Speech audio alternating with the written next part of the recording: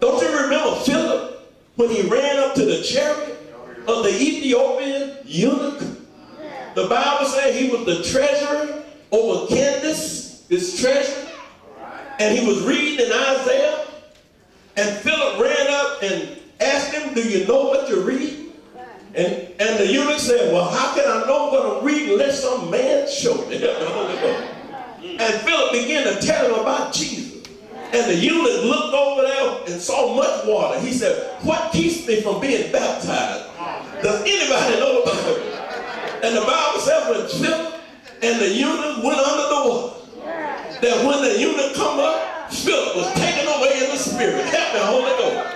The Bible said God translated him and took him from where he was in the water and put him in another place.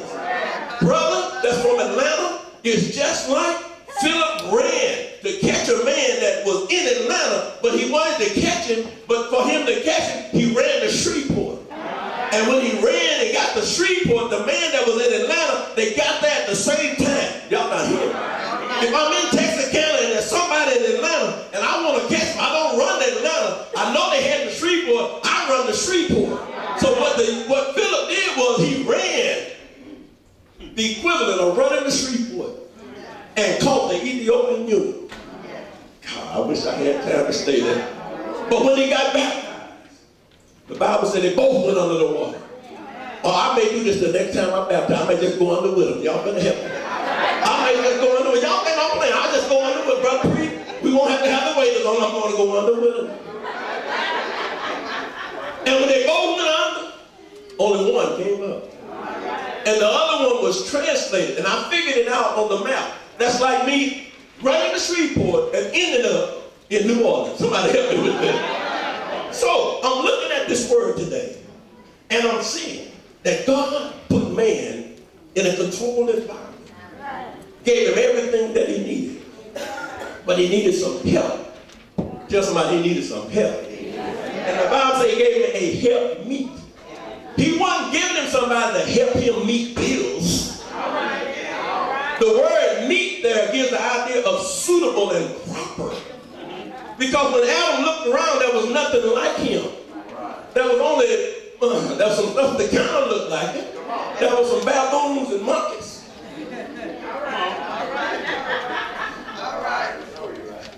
Y'all staying here with me? But they were not like him. They weren't suitable for him. So the Bible said, God said, I'm going to make a help that's suitable or meet for him. That's proper for him. And it will be, she will be a help. Somebody say a help. What's that word help? Help. The word help means associate. Somebody say associate. And associate gives the idea, I'm not your servant.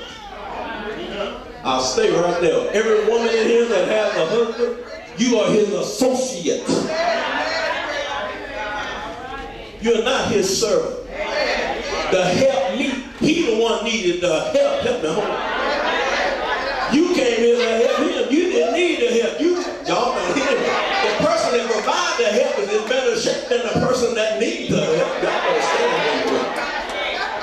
He saved you all for last because you were equipped. That's why women now are raising these men and these children on their own because they are equipped to do it. A man would lose his mind if he had to.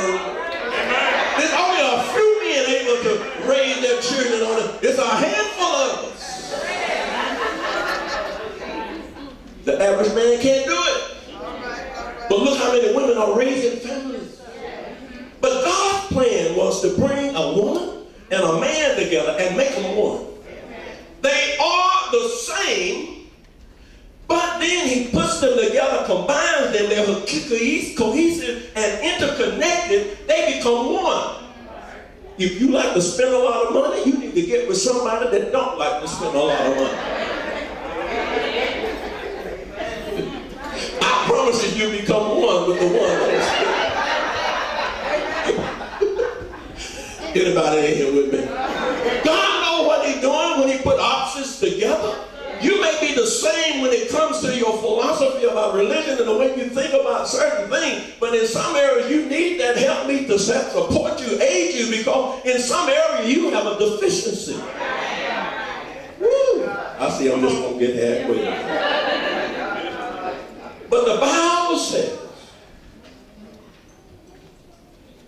skipping down. In the 24th, well, go to the 23rd verse. Read it. And Adam said, This is now bone of my bones and flesh of my flesh. She shall be called woman, because she was taken out of man. Therefore shall a man leave his father and his mother, and shall cleave unto his wife, and they shall be one flesh. Everybody said one flesh. One flesh. One flesh. I know my wife sitting on the front row right there, and I'm standing here, but we are one. We are one. And the Bible said that God has joined together, let not man put asunder. That means cut, sever, break loose. Jesus gave you some ways out, though, ladies. Don't compare it, right? Guys, he gave us some ways out.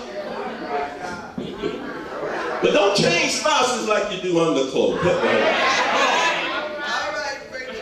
Help me, Jesus. So he said, then shall a man leave his mother and father. Now, Adam and Eve never had that experience, for they had neither mother nor father. But they gave us the pattern to come.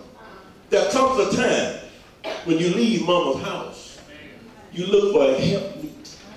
You're not looking for somebody to help you get stuff and to help you pay stuff. That's not what he's talking about. We all need somebody to aid us in our psychological and our physical. See, sometimes we need a spouse, because there's going to be some days we're not going to feel well. And when I don't feel good, I kind of act like a baby. I'll tell the truth about it. But I don't feel good. And I want somebody to dap on my forehead and give me something and rub my chest with that big salve and let me do I feel better. But when you feel bad, you want somebody to come on, help me. Thank you, sister. You want somebody that's caring enough to take time to help you, because you really can't help yourself. You don't feel like helping. You don't want to shave. You don't want to shower. All right. Help me with this. Come on, fun bath me. Fun bath me. Help me out. I don't have to wait till I get to the hospital. Somebody I don't know. I want somebody to know me, that I'm comfortable with. I want them to take real good care of me. And because we are one, even though one of us may be negative at the time, we won't be ashamed because we are one. Now that's why we hide our nakedness from those that's not our spouses. Because we're embarrassed because they're not one with us. Y'all stay with me. But that person, when you get comfortable with somebody and they're not your spouse, and you don't mind showing and revealing, and you making a movie and you kissing everybody that the director tell you to kiss, and you hanging from this, and y'all better help me when you doing everything the director tell you to do, and you call it artiste. You shouldn't be ashamed, but we lost the shame. God, y'all stay with me. I'm trying to get out of this. But the Bible said they both were naked, the man and his wife, and were not ashamed, because they were one. That's the power in oneness. It causes you to have confidence in those that you're joined to. Well, let's get away from husband and wife for a minute, because we all should be one. Because the Bible said there's only one body. One body. The Bible said there's one Lord. The Bible said there's one baptism. The Bible said there's one faith. Somebody tell me, help me say there's only one Bible. And everything points to one. And in oneness, there's strength and effectiveness. Because the easiest way to handle a load is to push it. Somebody say, push it. That's the easiest way to handle a load. You have to what? Push it. Now, if somebody is pulling in a different direction and you're pushing, now you're working against one another. God help me. So there's an ineffectiveness that comes with not being